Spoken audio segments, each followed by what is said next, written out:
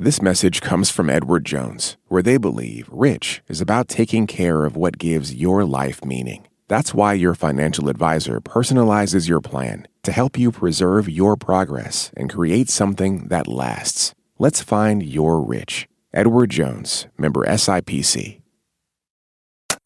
This is Planet Money from NPR. Okay, Kara, how do you feel? You saw?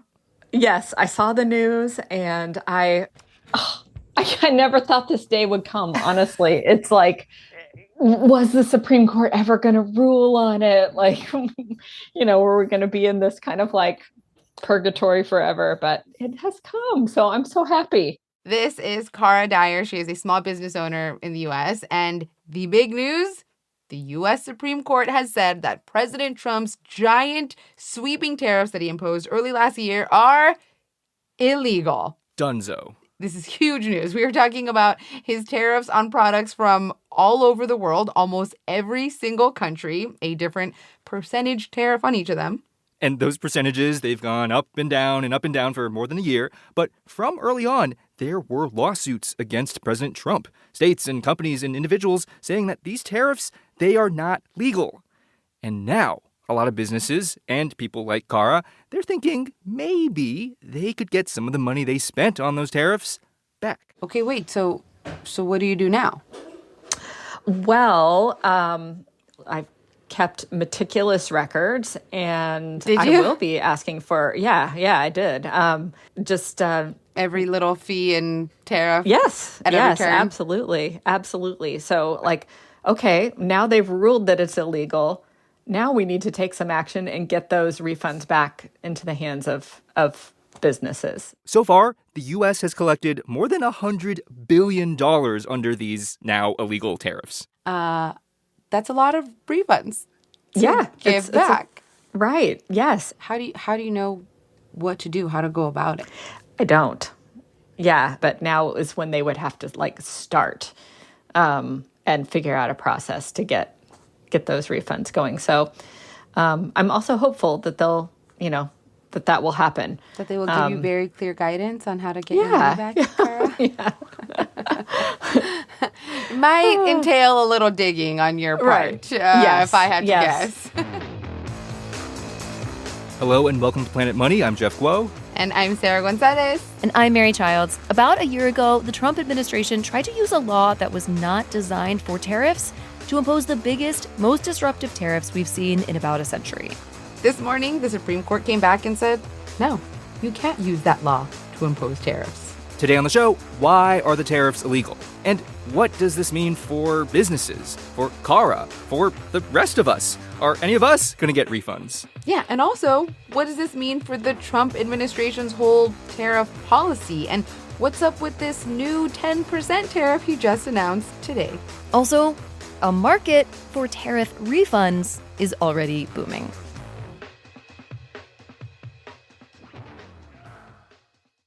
This message comes from Schwab. With the new Schwab Teen Investor Account, teens can gain hands-on investing experience. It's co-owned by you and your teen, so you can monitor the account while your teen learns how to invest and manage money. Learn more at schwab.com. This message comes from American Home Shield. It's not a matter of if an appliance or system, like your HVAC, will break, but when. Without a home warranty, these repairs or replacements can cost thousands. But with an AHS home warranty, they will fix covered breakdowns, helping protect your wallet. Get 20% off all plans at ahs.com/NPR and see promo details. See ahs.com/contracts for coverage details, including service fees, limitations, and exclusions.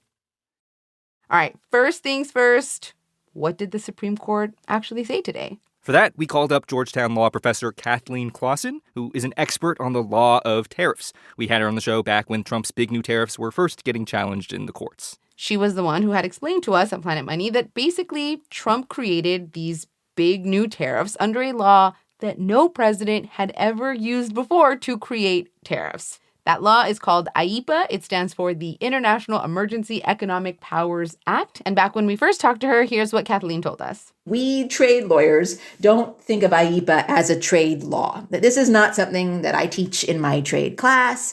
It's there, but it's not on the short list for how we think about imposition of tariffs in the U.S. economy.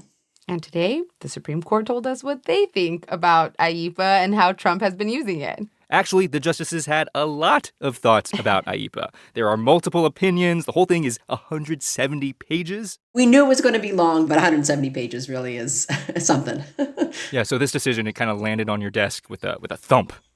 It's a real thump. I was going to show you I had printed it, but I printed it double-sided and 2 pages per sheet just to save the paper. Kathleen says the takeaway from all those 170 pages really boils down to just a few key parts where the court is trying to just interpret the literal words of the law. Yeah, you see, in IEEPA, it doesn't literally say the president can impose tariffs. It says something much more vague. It says the president may, quote, regulate, ... importation, like the importation of goods. It was simply a question of, does the statute, IEEPA, allow the president to impose a tariff on the basis of those words? Today we got the answer. The Chief Justice says, those words cannot bear such weight. Ooh. Those words cannot bear such weight. That's the key phrase. Was that like a mic drop moment? I can imagine the Chief Justice doing the mic drop. I don't think he did today. I wasn't in the room, but I'd be surprised if he did the mic drop. But he could have. He could have. Basically, those are the most important words the Supreme Court said today. It said those words in IEEPA, regulate ... importation, they do not mean that the president can create giant, sweeping, across-the-board tariffs on countries around the world. That is not what the law means, the court said. Kathleen says it is very, very clear. No ambiguity here. These particular tariffs, she says, are illegal. Over and out. So let me ask you the obvious question, which is, are any of us going to get our money back? You got a long road to hoe there, my friend, if that's what you're going for. No. Look, the Supreme Court today has said nothing about refunds. We don't have any guidance on how or if that's going to happen. So it sounds like what you're saying is I really got to talk to a customs lawyer. Always good advice. And as it happens, we do happen to have a customs lawyer on speed dial. We sure do. Maureen Thorson. And let's just say today is kind of like her day. Oh, yeah. I've spent 25 years doing nothing but nerding out on this stuff, and now I know way more than anybody ever wanted to know. Maureen is an international trade lawyer. She's a partner at Wiley Rain who specializes in customs law. And we wanted to ask Maureen, yeah, sure, how are companies going to try to get refunds for all the tariffs they paid on the goods they've imported to, sell to us? And more importantly, though, what about regular customers like me and Sarah? Yeah, we've been paying tariffs indirectly, directly on all kinds of things for over a year. Blueberries, dresses, toys. Those lamps I got off Temu. There you go. So, what? Are we going to get that money back? And as you can imagine, we are not the only ones bombarding Maureen with questions on this day. I feel like the snakes just keep popping out of the peanut brittle can that is my inbox today. And what are the questions that people are asking you? Well, okay, what happens next? Can I get a refund? When can I get a refund? How do I get a refund? Maureen says if you were to vastly oversimplify this very complicated world of customs law, there are basically, let's say, 3 ways that companies could, in theory, get refunds on the tariffs they paid. The tariffs that are now deemed illegal. So option number 1, turns out customs actually already has a process to get refunds on your tariffs. Because, the U.S. has had lots of tariffs over the years. And there have always been people who have maybe overcalculated how much they owe in tariffs. So companies can go to customs and say, hi, excuse me. Can I get a refund on my tariffs? I kind of overpaid. Thanks. But there is a whole process to it, and also a limited time window. Up until day 300, you can file what's called a post-summary correction, where you essentially say, hey, customs, I messed up my original entry. Here's the new corrected documents. Please accept my correction. You can do an oopsie take backsies. An oopsie take backsie, yes. Okay, but what if you miss the deadline to do your tariff take-backsies, oopsies? Maureen says with these tariffs, the answer is not totally clear. But you could always go to court. That's option 2. You could just sue the U.S. government. You could file a lawsuit that says, hey, I paid these tariffs. The Supreme Court just said that these tariffs are illegal, so please give me my money back. In fact, a lot of companies like Costco and Toyota and Goodyear, they started filing these tariff refund lawsuits even before the Supreme Court made its decision. And now there's one more possibility that Maureen talked about, and this is one that it seems like a lot of people are hoping for, which is that maybe the Trump administration is going to create some kind of official, easy process for everyone to get their IEEPA tariff refunds, though that might take a while. Now, people might not want to wait, but everyone's sort of speculating and trying to figure out, like, try to read tea leaves about all of this. So what about us, right? Like, can regular people get a refund on the tariffs we paid on, that lamp I bought? And Maureen says, well, it depends. Did you actually pay the tariff directly to customs, or was it just like priced into your purchase? If you're like, I think as a taxpayer and consumer that I have been paying more for kitty litter since last year because kitty litter companies across the globe are raising their prices because of tariffs, then probably not. Okay, but say one of us, like, hypothetically bought a fancy dress from the UK for their little sister's wedding and then was surprised with a big tariff bill once that dress arrived at customs. Can I go to the customs window and ask for that refund? Hypothetically, right? Right, hypothetically. Maureen says that's actually really unclear because this customs refund window we've been talking about, it's not available to everybody, and it was actually never designed to deal with this specific kind of big tariff. But she says you could always file a lawsuit to get your money back. Yeah. I think we at Planet Money are definitely going to have to sue. Like, just to see what the process is, Sarah. What happens, right? This is the Planet Money way. Yeah, what could be more fun than a lawsuit, Sarah? All right, so I'll look into that. Yes, you're going to go look into how we're going to sue the federal government. Happy to. Okay. Meanwhile, a lot of companies didn't want to wait for the Supreme Court decision or to figure out if they were going to get a refund. So they found a way to get pre-refunded, if you will. Our co-host, Mary Childs, actually talked today to someone who has been getting companies these pre-refunds, these refunds in advance, which is a whole brand new baby market. Yes, the market for tariff refunds. And there are hundreds of millions of dollars of deals that have already been done in this little baby market, this person told me. Okay, so since the IEEPA tariffs started, companies have been paying the tariffs, all while knowing that they might get this big pile of money back should the tariffs be ruled illegal, right? Right. So no one could know if the Supreme Court would decide whether they were legal or illegal. So it was this annoying uncertainty for companies. Like, maybe they would get refunds in the future. Yeah, but companies don't want maybe money in the future, right? They want for sure money today. So they wanted to get rid of this annoying, complicated risk, even if it cost them a little. And whenever anyone, anywhere in the world utters those words, certainly it's a call to action for us. Us, Wall Street, and hedge funds. This is Wes Harrell. He's the head of a trading group at Seaport Global. He's a broker. And he says this new baby market was born around November. Suddenly, Wes and his colleagues start getting calls. We start to get phone calls from importers, and we're also making outgoings to importers and basically anyone that we believe has paid a tariff since Liberation Day. These importers, these companies are like, okay, we have these potential tariff refund claims. Does anyone want to basically buy this potential refund or part of it? Meaning, like, give me, the company, a fraction of the refund that I might get, and then you, the buyer, can get the full refund if it ever comes. And do you know who has cash and who might want to buy this kind of stuff? Hedge funds. Hedge funds. Hedge funds. There are hedge funds, Wes's clients, that focus on bankrupt companies or near bankrupt companies who are looking for ways to make bets on litigation or anything weird or risky in an odd way or overly complicated things that might make money. And Wes's job is to call those people up and say, hey, I have this weird, risky in an odd way, overly complicated thing that might make money. at what price would you be interested in buying it? So here's how it has been working before this Supreme Court decision. Let's say I'm a dress company and that I have paid $20,000 in tariffs from importing dresses. That is potentially $20,000 that I might get refunded. I would go to Wes and say, I don't want to deal with this uncertainty, with this risk.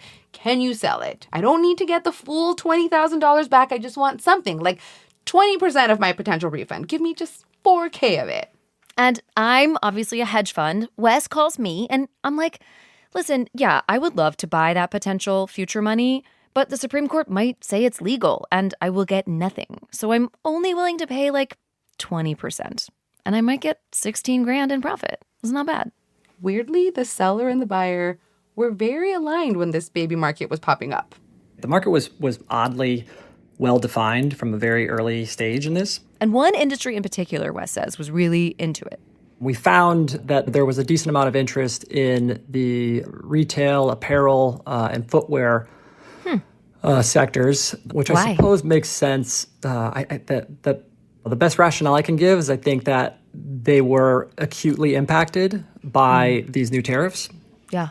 And they were looking for the ability to raise cash immediately. Raise cash so they could go do normal corporate things with the cash they just got selling the tariff refund they may or may not have gotten in the future.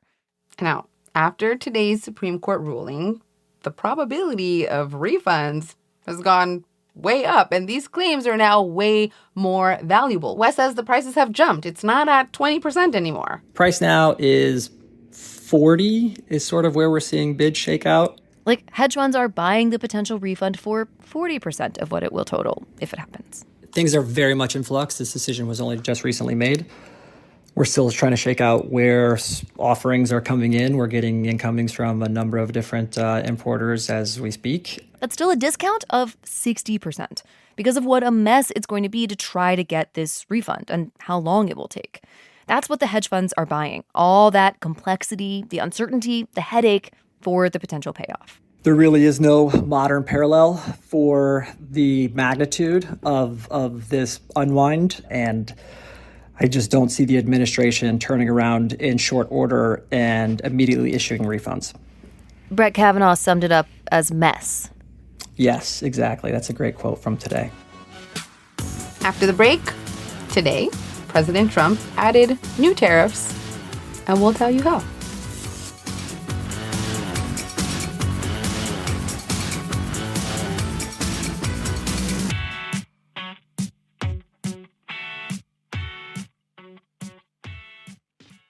This message comes from Schwab. With the new Schwab Teen Investor Account, teens can gain hands-on investing experience. It's co-owned by you and your teen, so you can monitor the account while your teen learns how to invest and manage money. Learn more at schwab.com.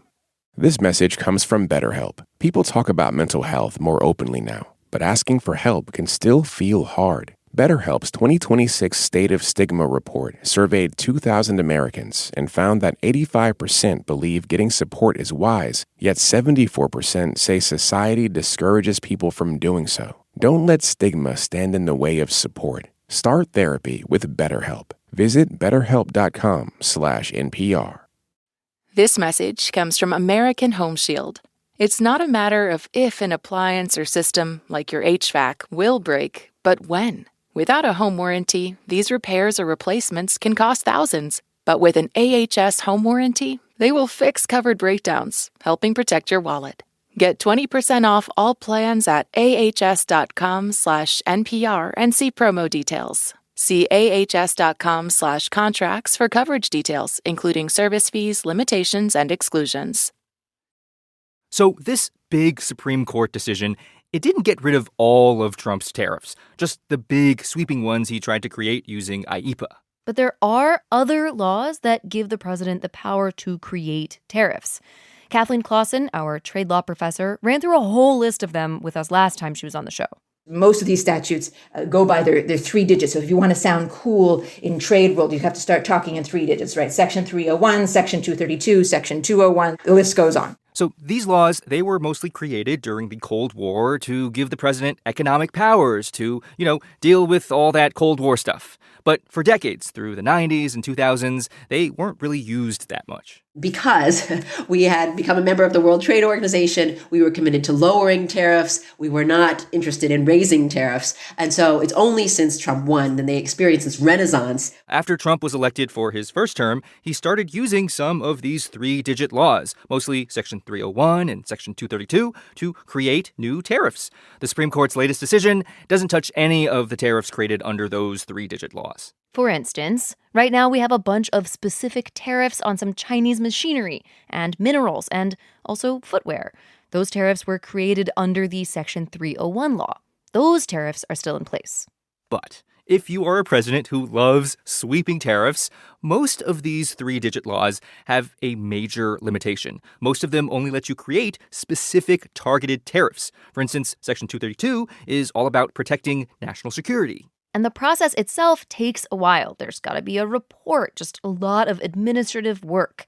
The appeal of creating tariffs using IEEPA was that the process would be much faster. So if the Supreme Court would let the president use IEEPA like he wanted to use it, he could create a bunch of tariffs with just the stroke of his pen. And now it seems like there really isn't any law that would give him that kind of power. Or is there? At this press conference on Friday, Trump announced a new, across-the-board, 10% tariff under a different law with a different three-digit number. He said Section 122. Yes. So what is going on there? That's the big news of the day. Kathleen says, yeah, welcome to Section 122. It allows the president to impose a tariff of up to 15% for a limited period of time to address a balance of payments deficit. She says this is another one of those economic laws written during the Cold War. And unlike some of the other three-digit laws, Kathleen says Section 122, in theory, lets the president create a lot of tariffs really fast. Has a president ever used Section 122 to make tariffs? No president has before. Never. That has never been done before. But Kathleen says a lot of trade law professors have been expecting Trump to turn to this Section 122 law at some point. And there is a big caveat here, which is that tariffs created under Section 122, they are supposed to expire after 150 days. And the statute says that Congress can extend that period, so it does throw it back to Congress. But I would quickly say that I think it has not been used, so we don't have any test case yet. Like, what if after the 150 days are up, the president just does it again, makes another 10% tariff that lasts another 150 days? Kathleen says, yeah, there's gonna be lawsuits to come over the new 10% tariff. It sounds like law professors have already kind of had hypothetical fights about this hypothetical use of this law. That's what we do best, Jeff. Now, for Cara Dyer, the business owner from earlier, who, by the way, sells toys, all of this tariff whiplash, it is so exhausting to think about. Yeah, and the last time we talked to Cara, which was in the midst of the sort of roller coaster of tariffs on China last summer, she was on the fence about whether or not she was going to be able to afford to put in large orders of toys because she didn't know if she'd be able to afford the tariffs on those orders. And she was hopeful that maybe China or the Chinese manufacturers she worked with would help chip in. I remember at one point you were like, maybe China will share in the cost of the tariffs. Did that not happen? No. Yeah.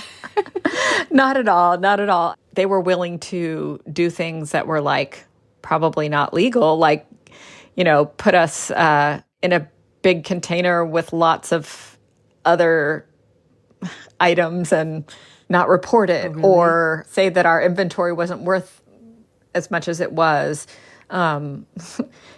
Those were the kinds of things that were sort of offered to us, and we didn't really take them up on that because tempting though, right? Yeah, tempting but super risky, right? So it was the factories in China that would say we'll just say that there's only $200 in that container, yes, not $500. Yeah, but I didn't feel comfortable with it, so we never did anything like that. Wow.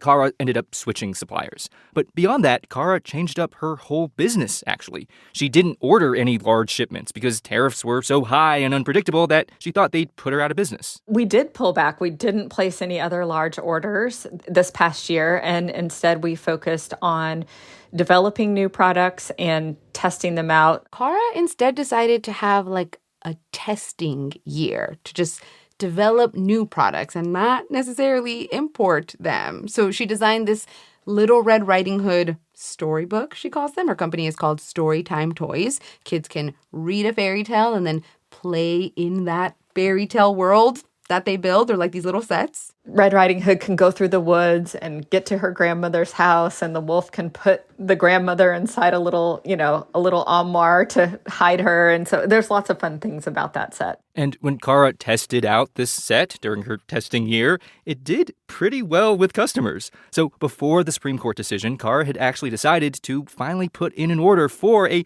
big container full of these storybooks. It's her first big container since the tariffs first went into effect. That was 12,000 products. So we probably would have had to pay about $15,000 in tariff on that. And now it's just gone. Gone. Yes. I mean, that's such a huge relief and cost savings. Except it may not actually be the end of tariffs, though. And she knows this. I've just sort of been following along with the news and, what the administration has been saying in response to this, like, oh, well, we'll find another way. So I just don't know. I don't know if it's the end of tariffs or not. Today I want to feel hopeful about it. But, of course, the roller coaster is not over. Trump already announced today that new 10% tariff. And Kara, she is just pretty frustrated that she's had to reimagine her whole business because of tariffs. Rethink our strategy, rethink our finances.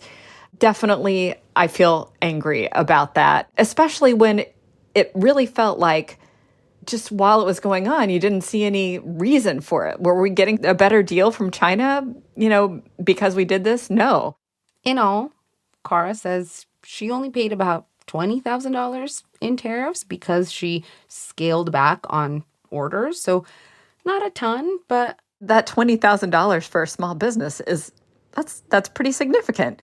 And she does plan to try to apply for a refund. But I don't know. I mean, if I have to hire a lawyer, I'll have to weigh the cost of that compared to how much I would potentially get back. But, I mean, if they're illegal tariffs, we need that money back so that we can invest it in growing our business and operating our business.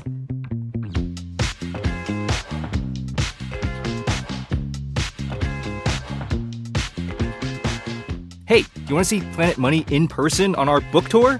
It's in April. We're going coast to coast. Details at planetmoneybook.com. This episode was produced by Sam, Yellowhorse Kesler, and Willa Rubin. It was edited by Marianne McCune. It was fact-checked by Sierra Juarez. Alex Goldmark is our executive producer. Thank you to Eliza Ronald-Tannen for some great reporting at Bloomberg on the tariff rebate trading, and to Martha Gimbel at the Yale Budget Lab. I'm Mary Childs. I'm Sarah Gonzalez. And I'm Jeff Guo. This is NPR. Thanks for listening.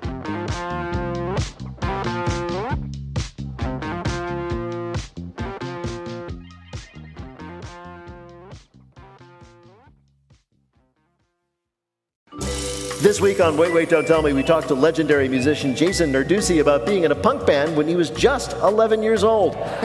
We broke up when I was 12. And I just felt like I needed to go through puberty without band drama. Don't miss our full conversation and the rest of our games. Listen to the Wait, Wait, Don't Tell Me podcast in the NPR app or wherever you get your podcasts. The last phase of the World Cup is underway, and the NPR network has been there since the first whistle. Cape Verde is a small African island nation that surprised everyone by making it to the World Cup. Ronaldo did something no man or woman has done before. He scored goals in 6 different World Cups for a total of 10. As we enter the final matches of the tournament, head to the NPR app for all things World Cup from the NPR network.